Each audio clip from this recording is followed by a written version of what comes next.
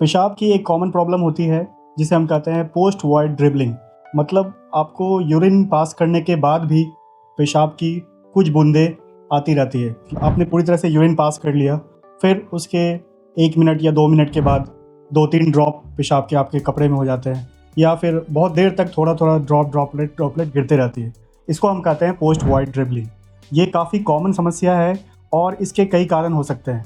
अगर आपको post void dribbling होती है तो आपको अपने यूरोलॉजिस्ट से मिलना है, क्योंकि इसमें जो कारण होते हैं उनको डिफरेंशिएट करना होता है। या किस वजह से हो सकता है कि आपको पेशाब के रास्ते में कोई रुकावट हो, यानी यूरेथ्रा में कोई स्ट्रक्चर हो जिसकी वजह से कुछ पेशाब का अमाउंट जो है यूरेथ्रा में रह जाता है, जो बाद में धीरे धीरे ट्रिकल करता है। हो सकता है आपको ब्लैडर में जो है ब्लैडर आउटलेट ऑब्स्ट्रक्शन हो ड्यू टू प्रोस्टेटिक हाइपरप्लेसिया, मतलब प्रोस्टेट की प्रॉब्लम हो, जिस वजह से भी आपका पूरा पेशाब खाली नहीं होता है। कुछ पेशाब जो है प्रोस्टेट में ट्रैप हो जाता है, जो कि मिक्सचरेशन के बाद फिर वो ड्रॉपलेट के फॉर्म में निकलता है। कभी कभी रेयरली ऐसा देखा गया है मेल में और फीमेल में भी यूरेथ्रा में एक ऑट पॉचिंग बन जाती है, जिसको हम कहते हैं यूरेथ्रल डायवर्टिकुलम।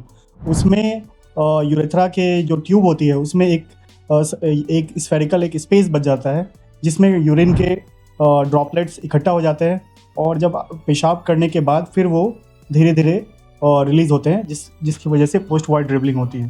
तो पोस्ट वॉइड ड्रिबलिंग और कभी कभी यंग एडल्ट लोगों में इसका एक कारण ये होता है कि उनकी पेल्विक फ्लोर की मसल्स जो होती है वो वीक होती है। पेल्विक फ्लोर में एक मसल होती है बल्बो स्पॉन्जियोसिस मसल, जो कि बल्बर यूरेथ्रा को कवर करती है।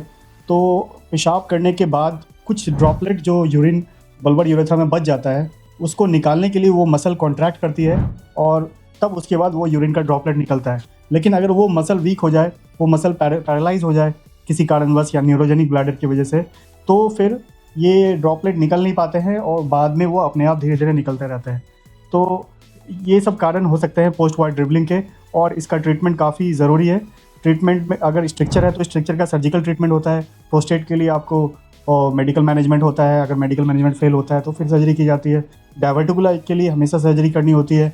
और दूसरी चीज़, जो पेल्विक फ्लोर मसल की वीकनेस की वजह से अगर आपको पोस्ट वॉइड ड्रिबलिंग हो रही है तो उसके लिए हमें pelvic floor muscle strengthening exercise करना होता है, जिसे हम लोग कीगल एक्सरसाइज भी बोलते हैं।